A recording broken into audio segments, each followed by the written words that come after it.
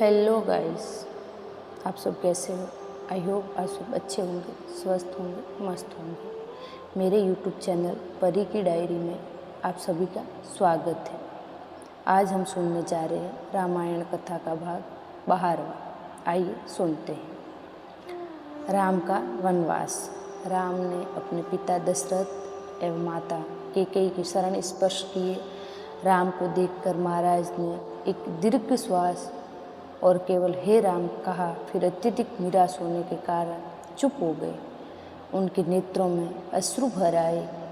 विनम्र स्वर में राम ने कैकेयी से पूछा, माता, पिताजी की ऐसी दशा का क्या कारण है? कहीं वे मुझसे अप्रसन्न तो नहीं है? यदि वे मुझसे अप्रसन्न हैं तो मेरा क्षण मात्र भी जीना व्यर्थ है। कैकेयी बोली, वत्स, महाराज तुमसे अप्रसन्न तो हो ही नहीं सकते, किंतु उनके हृदय में एक विचार आया है कि तुम्हारे विरुद्ध है, इसलिए ये तुमसे संकोचवश कह नहीं पा रहे हैं। देवासुर संग्राम के समय इन्होंने मुझे 2 वर देने का वचन दिया था। अवसर पाकर आज मैंने इनसे वे दोनों वर मांग लिए हैं।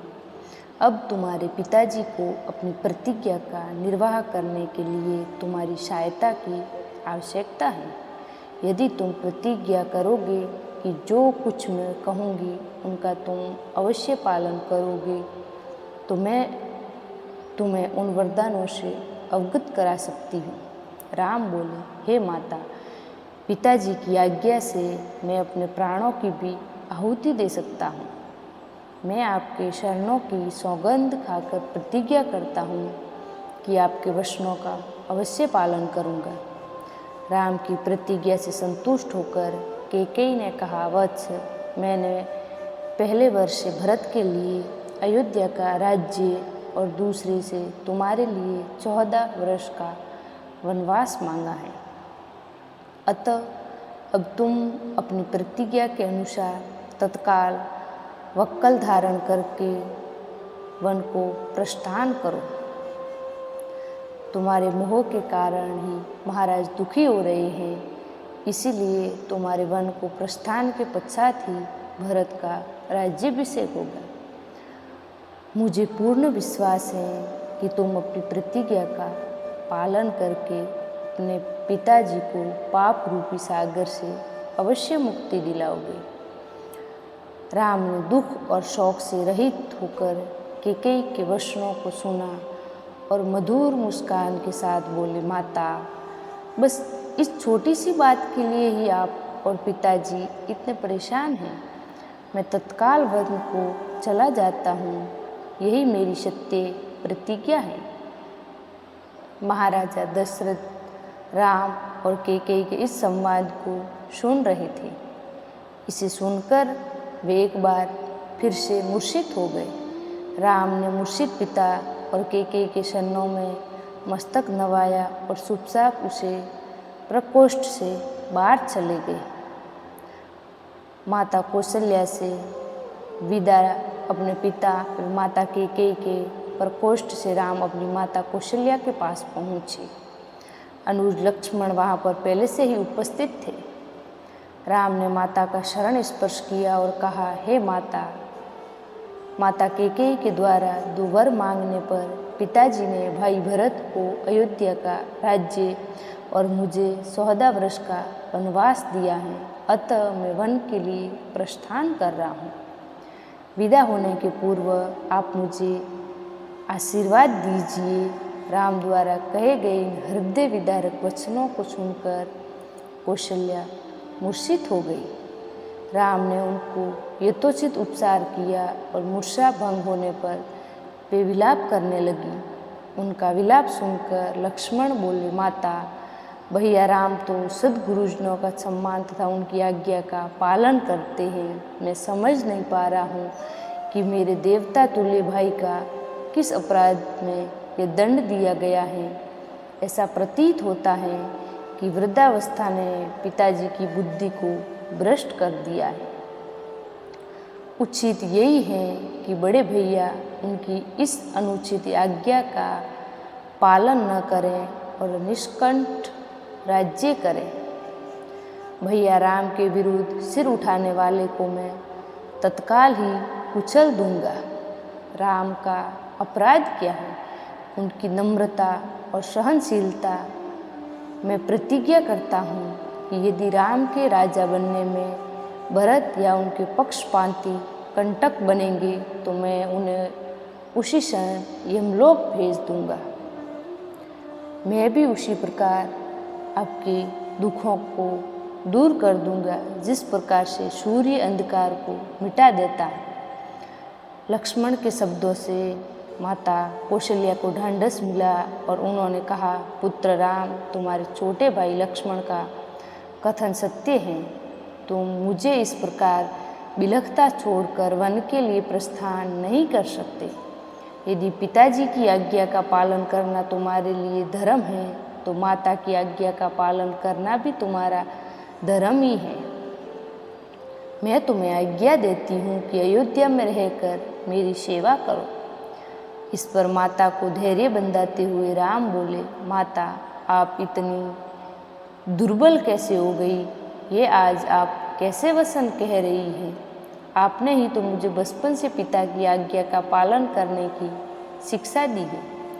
अब क्या मेरी सुख सुविधा के लिए अपनी दी हुई शिक्षा को झुठलाएंगी? एक पत्नी के नाते भी आपका कर्तव्य है कि आपने अपने पति की इच्छा पूर्ति में बाधक न बने। आप तो जानती हैं कि चाहे सूर्य, चंद्र और पृथ्वी अपने अटल नियमों से टल जाएं, पर राम के लिए पिता की आज्ञा का उल्लंघन करना कदापि संभव नहीं है। मैं आपसे निवेदन करता हूँ कि आप प्रसन्न होकर मुझे वन जाने की आज्ञा प्रदान करें, ताकि मुझे ये संतोष रहे कि मैंने माता और पिताजी दोनों की आज्ञा का पालन किया है। फिर वे लक्ष्मण से संबोधित हुए और कहा, लक्ष्मण, तुम्हारे साहस, पराक्रम, शौर्य और वीरता पर मुझे गर्व है। मैं जानता हूँ कि तुम मुझसे अत्यंत स्नेह करते हो, किंतु हे सौमित्र, धर्म का स्थान सबसे ऊपर है। पिता की आज्ञा की अवहेलना करके मुझे पाप, नरक और अपयश का भागी बनना पड़ेगा। इसीलिए हे भाई, तुम क्रोध और शोक का परित्याग करो और मेरे वन गमन में बाधक मत बनो।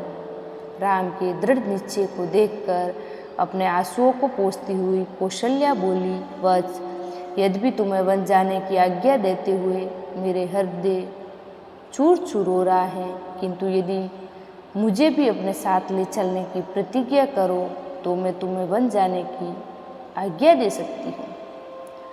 राम ने संयम पूर्वक कहा, हे माता, पिताजी इस समय अत्यंत दुखी हैं और उन्हें आपके प्रेमपूर्ण सहारे की आवश्यकता है। ऐसे समय में यदि आप भी उन्हें छोड़कर चली जाएंगी तो उनकी मृत्यु में किसी प्रकार का संदेह नहीं रह जाएगा। मेरी आपसे प्रार्थना है कि उन्हें मृत्यु के मुख में छोड़कर आप पाप का भागी न बने। उनके जीवित रहते तक उनकी सेवा करना आपका पावन कर्तव्य है।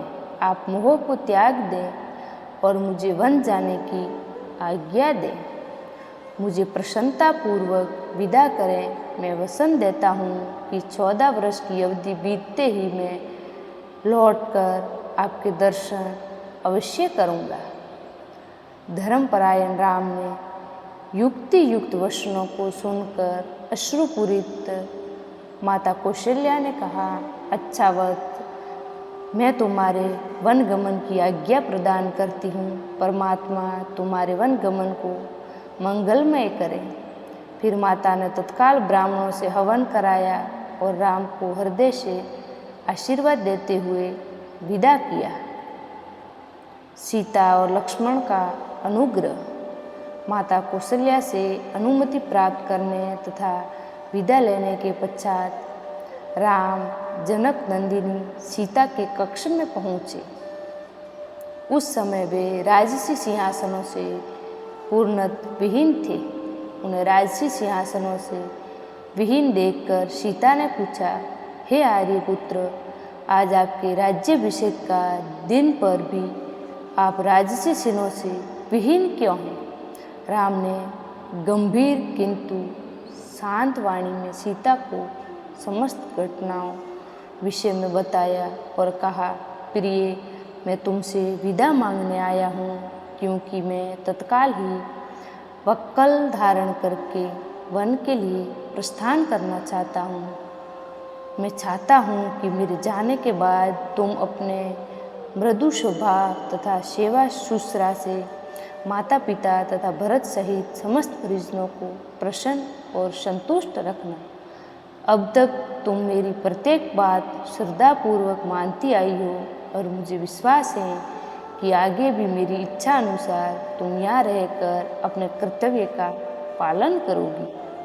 सीता बोली, प्राणनाथ, शास्त्र बताते हैं कि पत्नी अर्धांगिनी होती है। यदि आपको वनवास की आज्ञा मिली है तो इसका अर्थ है कि मुझे भी वनवास की आज्ञा मिली है। कोई विधान नहीं कहता कि पुरुष का आधा अंग वन में रहे और आधा अंग घर में रहे। हे नाथ, स्त्री की गति तो उसके पति के साथ ही होती है, इसीलिए मैं भी आपके साथ वन चलूँगी। आपके साथ रहकर वहाँ मैं आपके शरणों की सेवा करके अपना कर्तव्य निभाऊंगी। पति की सेवा करके पत्नी को जो अपूर्व सुख प्राप्त होता है, वह सुख लोक और परलोक से सभी सुखों से बड़ा होता है। पत्नी के लिए पति की परमेश्वर होता है। यदि आप कंदमूल फल आदि से अपनी उदर पूर्ति करेंगे तो मैं भी अपनी सुधावेश की शांत करूँगी। आपसे अलग होकर स्वर्ग का सुख वैभव मैं कभी स्वीकार नहीं कर सकती। यदि आप मेरी इस विनय और प्रार्थना की अपेक्षा करके मुझे अयोध्या में छोड़ जाएंगे, आपके वन के लिए प्रस्थान करते ही मैं अपना प्राण त्याग दूंगी। यही मेरी प्रतिज्ञा है। राम को वन में होने वाले कष्टों को ध्यान था, इसीलिए वे अपने साथ सीता को वन में नहीं ले जाना चाहते थे। वे उन्हें समझाने का प्रयत्न करने लगे, किंतु जितना वे प्रयत्न करते थे, सीता का हठ उतना ही ज़्यादा बढ़ते जा रहा था। किसी भी प्रकार से समझाने बुझाने का प्रयास करने पर भी वे अनेक प्रकार के शास्त्र संबंध तर्क करने लगती और उनके प्रयास को विफल कर देती। जनक नंदिनी की इस दृढ़ता के समक्ष राम का प्रत्येक प्रयास असफल हो गया और अंत में उन्हें सीता को अपने साथ वन ले जाने की आज्ञा देने के लिए विवश होना पड़ा। सीता की इस तरह ही लक्ष्मण ने भी राम के साथ वन जाने के लिए बहुत अनुग्रह किया। राम ने बहुत प्रकार से समझाया, किंतु लक्ष्मण उनके साथ जाने के विचार पर दृढ़ रहे। परिणाम स्वरूप राम को लक्ष्मण की दृढ़ता, स्नेह तथा अनुग्रह के सामने भी झुकना पड़ा और लक्ष्मण को भी साथ जाने की अनुमति देनी पड़ी। सीता और लक्ष्मण ने कौशल्या तथा सुमित्रा दोनों माताओं से आज्ञा लेने के बाद अनुनय विनय करके महाराज दशरथ से भी वन जाने की अनुमति देने के लिए मना लिया। इतना करने के पश्चात लक्ष्मण शीघ्र आचार्य के पास पहुँचे और उनसे समस्त शस्त्रादि लेकर राम के पास उपस्थित हो गए। लक्ष्मण के आने पर राम ने कहा, हे सौमित्र, वन के लिए प्रस्थान करने के पूर्व मैं अपनी संपूर्ण संपत्ति ब्राह्मणों, दास दासियों तथा याचकों में वितरित करना चाहता हूँ। इसीलिए तुम गुरु वशिष्ठ के ज्येष्ठ पुत्र को बुला लाओ। आई होप आपको कथा अच्छी लगी हो तो कमेंट में जय श्री राम जरूर लिखें। धन्यवाद। मेरे चैनल पर पहली बार जुड़े हैं तो मेरे चैनल को सब्सक्राइब करके बेल आइकन ज़रूर प्रेस करें।